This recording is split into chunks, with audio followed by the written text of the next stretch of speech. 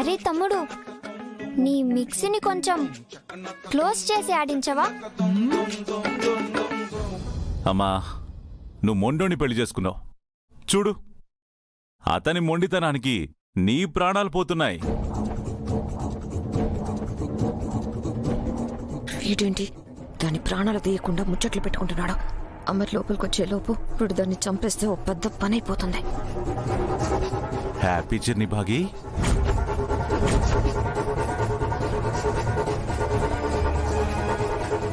అమ్ము, ఇలాంటి సిచ్యువేషన్లో ఉన్నప్పుడు ఏం చేయాలో డాడ్ చెప్పాడు, గుర్తుందా?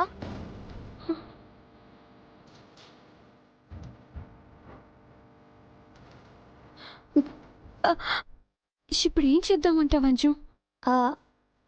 బయటున్న డాడ్, ఆఫీసర్స్ లోపలికి రావడానికి ఏదైనా వే ఉందేమో చూడాలి. వస్తే అంజు, నీకేమైనా పిచ్చి పట్టిందా? ఎవరైనా చూస్తే అంతే. ఇంకా వాళ్ళు చూడకుండా నేను వెళ్తాను, మీరు మేనేజ్ చేయండి.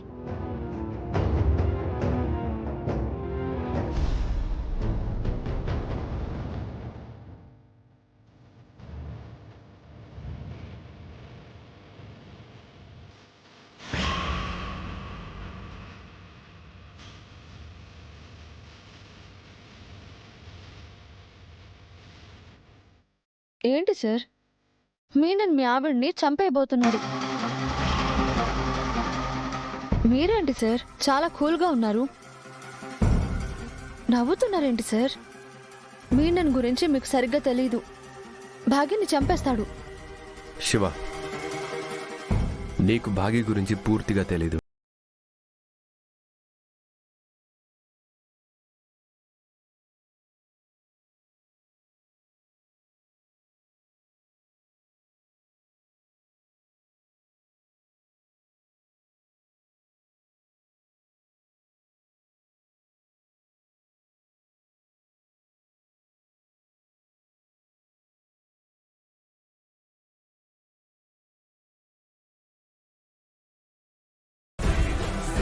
ఇందాకటి నుంచి లోపల ఎంతమంది ఉన్నారు, లోపలికి ఎలా వెళ్ళాలి అని ప్లాన్ చేస్తున్నాం కదా. ఇప్పుడు ఆ ప్లానింగ్ ఏం అవసరం లేదు. అందరూ అటాక్కి రెడీగా ఉండండి. మరి ఇన్ఫర్మేషన్ సార్? ఇంకా అర్థం కాలేదా మేడం?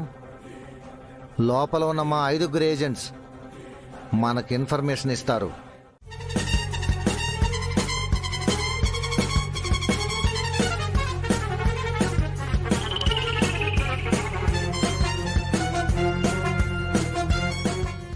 సరియే. నీ సహోదరి, నీ పతిదేవుడు, నీ పిల్ల పిచ్చుకలు అందరూ కలిసి ఆ కార్యక్రమమున ఉన్న అందరినీ కాపాడితిరి. చెప్పిన విషయమునే మరలా చెప్పి ఎందులకు మమ్ములను హింసించుచుంటివి? అక్కడ మా వాళ్ళు వాళ్ళని చంపకుండా ఆపడం గురించి చెప్తూ ఉంటే నేను మిమ్మల్ని చంపుతున్నానంటున్నారా? చిచి.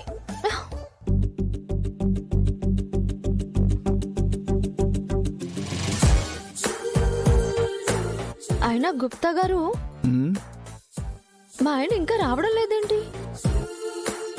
ఆ దాడికి పాల్పడిన వారిని, వారికి సాయం చేసిన వారిని పట్టుకొనవలెను కదా.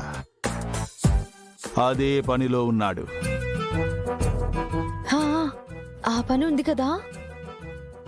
ఆయన రౌడీలను లోపలికి తీసుకొచ్చిన వాళ్ళు ఎవరో తెలియాలి. ఆయన అస్సలు వదిలిపెట్టరు గుప్తా గారు. శుభవార్తతోనే వచ్చెదరులే. శుభవార్తతో వస్తారా? అంటే ఆ రౌడీలకు సాయం చేసిన మనిషి ఎవరో ఆయనకు తెలిసిపోతుందా? అంటే మీకు కూడా తెలుసా? ఎవరు గుప్తా గారు? ప్లీజ్ చెప్పండి. ప్లీజ్. ఇంకెవరు? నీ స్నేహితురాలు మనోహరి.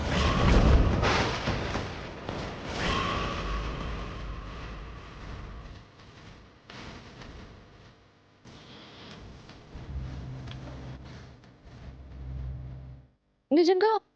అంటే మనో గురించి నిజం తెలియపోతుందా? మన నీడలోనే ఉండి దుర్మార్గులు ఎన్ని చేసినను మనకు కనబడవని మా పితృదేవులు చెబుతూ ఉండేవారు. అటులనే నీ స్నేహం నీడలో ఉండి మనోహరి చేయుచున్న ఆగడాలు నీ పతిదేవునకు ఇన్ని దినములు తెలియలేదు. మొదటిసారి ఆ బాలిక అడుగు బయట పెట్టినది నీ పతిదేవునకు చిక్కుటకు ఒక్క అడుగు దూరమున ఉన్నది. ఇప్పుడు కథ అసలైన మలుపు తిరగనున్నది. ఇప్పుడు నీ పతిదేవుని కంట ఆ బాలిక పడినది. ఇక మీదట మనోహరి దాచిన ఒక్కొక్క నిజము, కాపాడిన ఒక్కొక్క అబద్ధము బయటపడును. అమ్మయ్యా, మీరు చెప్తుంది నిజమా గుప్తా గారు? ఆయనకి మనోహర్ మీద అనుమానం కలగబోతుందా?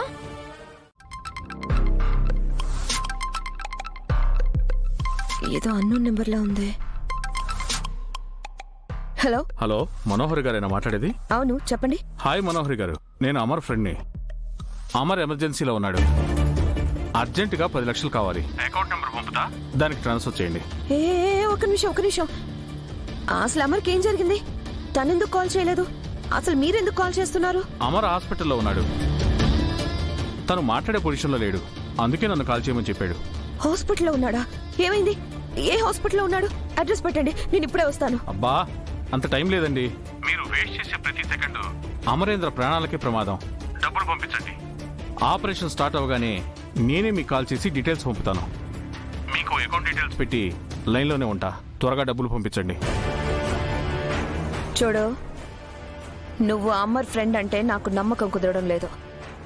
నేను అమర్కి కాల్ చేస్తున్నాను. నువ్వన్నట్టుగా నిజంగా అమర్ నీ దగ్గరే ఉంటే అమర్ ఫోన్ నువ్వు లిఫ్ట్ చేయి. అది కాదండి, నేను చెప్పేది వినండి.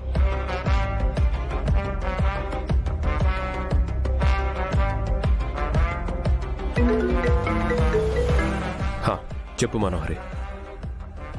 అమ్మయ్యా, అమర్ నీకేం కాలేదు కదా? నాకేమవుతుంది? ఇందాక నాకు ఒక కాల్ వచ్చింది.